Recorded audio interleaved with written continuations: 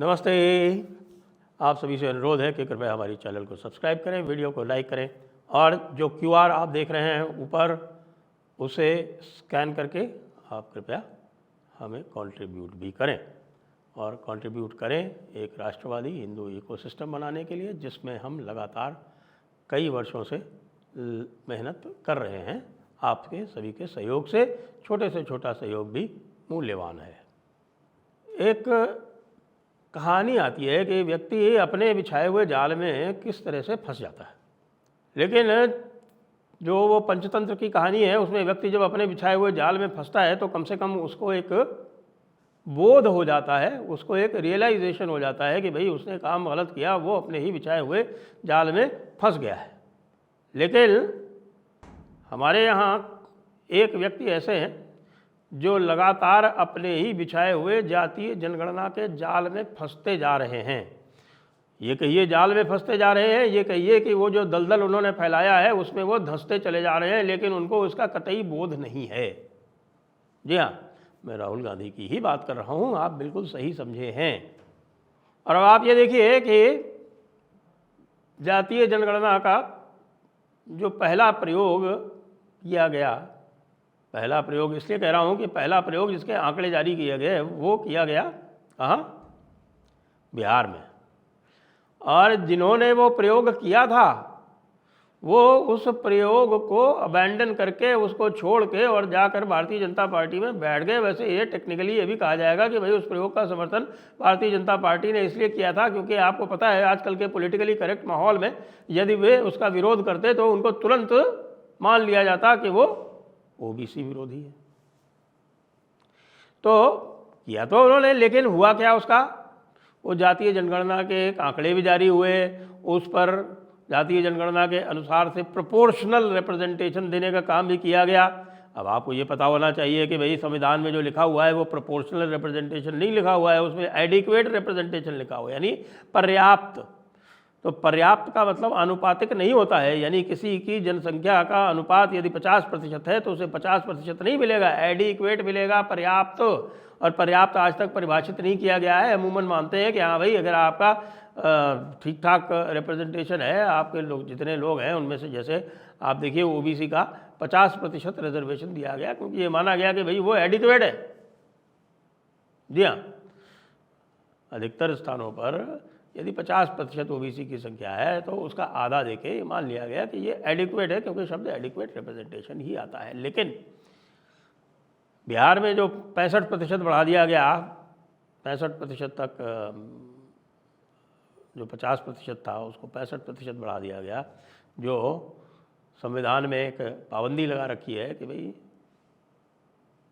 कोई भी सुविधा जो है वो या रिजर्वेशन 50% से अधिक इसलिए नहीं हो सकता क्योंकि यदि 50% से अधिक हो गया तो फिर वो रिजर्वेशन नहीं रहा, फिर वो एक्सक्लूजन हो गया, वो एक्सक्लूजन हो गया, फिर दूसरों का एक्सक्लूजन हो गया। इसलिए नहीं 50% से ऊपर जाने दिया गया इंदिरा साहनी वाले जजमेंट में।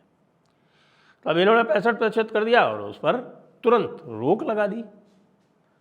सुप्रीम कोर्ट ने भी उस रोक को कायम रखा, तो वो पूरा का पूरा जो कार्यक्रम था वो ध्वस्त हो गया। और इस समय आप कम से कम बिहार में किसी को भी जातीय जनगणना की बात करते हुए सुनेंगे नहीं, क्योंकि सबको पता है कि भाई एक जाति से काम चलना नहीं।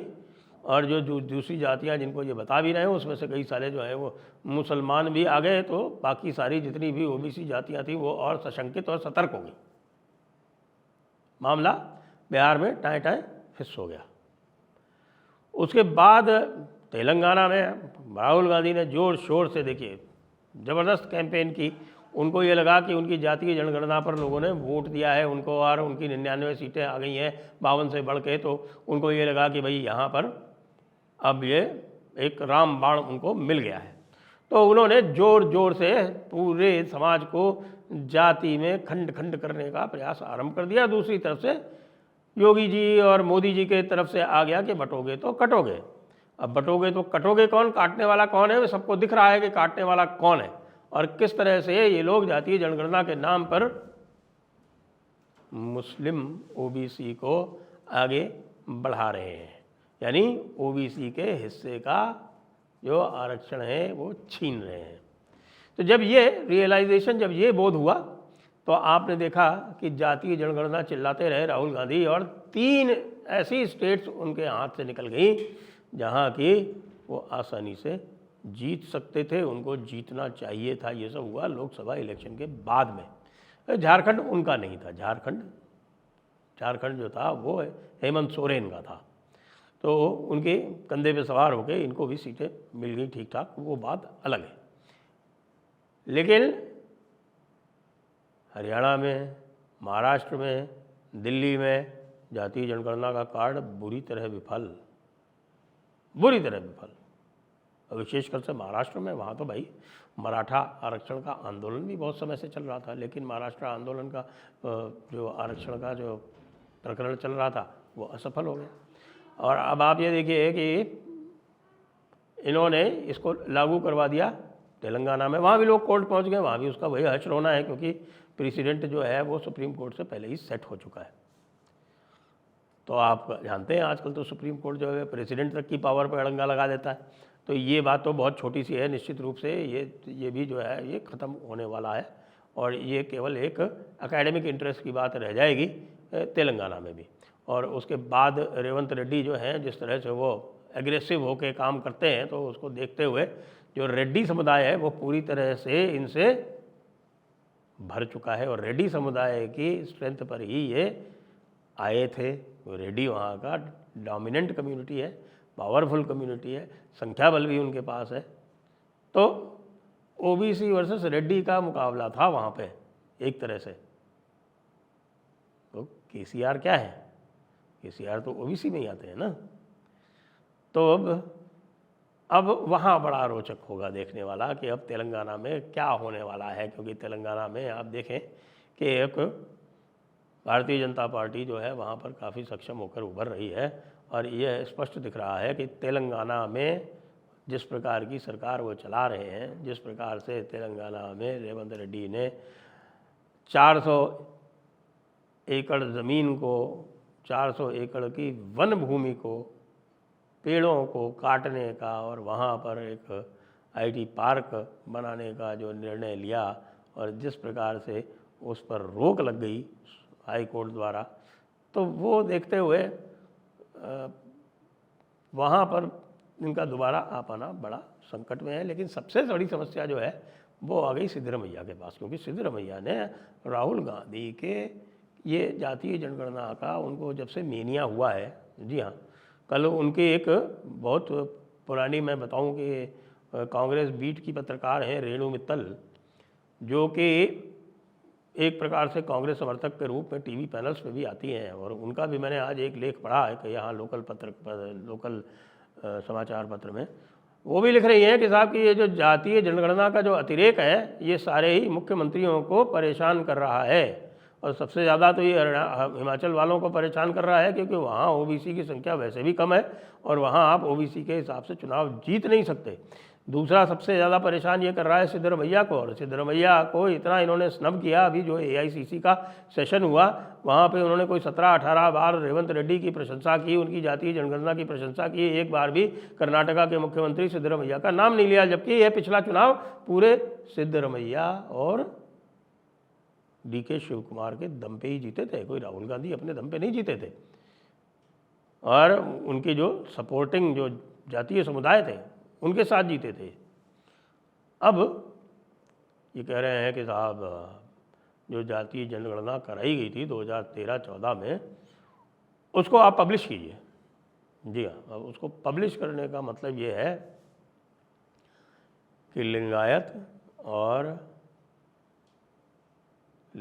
और वोक्कालिगा दोनों का समर्थन खोना। और इसीलिए सिद्धरमैया जी इसको 8 साल से, बल्कि 8 साल क्यों, लगभग 11 साल हो गए, लगभग 11-12 साल से इसको दबाए बैठे हुए। वो इसको पब्लिश नहीं करना चाहते, क्योंकि उनको पता है वो ज़मीन के भी नेता हैं, तो वो ये समझते हैं कि भाई इसका अर्थ क्या होगा और हमें मिलेगा तो कुछ नहीं, और बड़े बड़े समुदाय जो हैं वो हमसे छिटक हो जाएंगे। अभी तक भारतीय जनता पार्टी वहाँ पर पूरी तरह से जड़ें नहीं जमा पाई है। कर्नाटका कोई गुजरात नहीं है, जहाँ गुजरात में वो लगभग 25 वर्ष से 25 क्यों, लगभग 27 वर्ष हो गए। 27 वर्ष से वो वहाँ सत्ता में है और बिल्कुल लग नहीं रहा कि वो सत्ता से बाहर जाएगी। कर्नाटका में बार बार ये परिवर्तन होता रहता है, तो वहाँ पर अब ये पक्का दिखा रहे हैं सिद्धरमैया जी। दिखा क्या रहे हैं? सिद्धरमैया जी बेचारे विवश हो गए, वो तो नहीं चाहते। एक बार पहले भी आया था, उसके बाद फिर विरोध हुआ और विरोध होने के बाद उन्होंने तुरंत उसके ऊपर सांस खींच ली। अब वो कल उसको लेके गए अपनी कैबिनेट में और कैबिनेट में उन्होंने उसको रखा है और उसको रखने के बाद सबको कॉपी दे दी है और कॉपी देने के बाद कहा है कि साहब 17 अप्रैल को इसके ऊपर चर्चा होगी।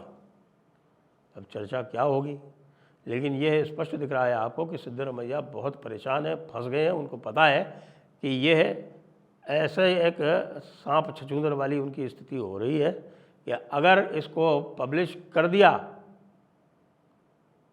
तो जनता उनको उखाड़ फेंकेगी और अगर नहीं किया तो राहुल गांधी उनको उखाड़ फेंकेंगे।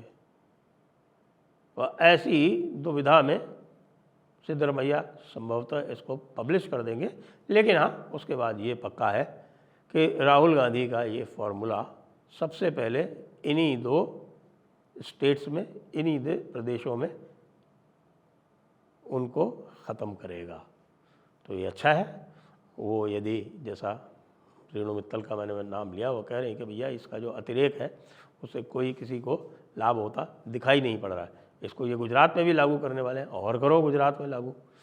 गुजरात में तो इसका मतलब पहले अभी 17 सीटें आई थी, अब हो सकता है उतनी भी ना आवे, आम आदमी पार्टी को अधिक लाभ मिल जाए।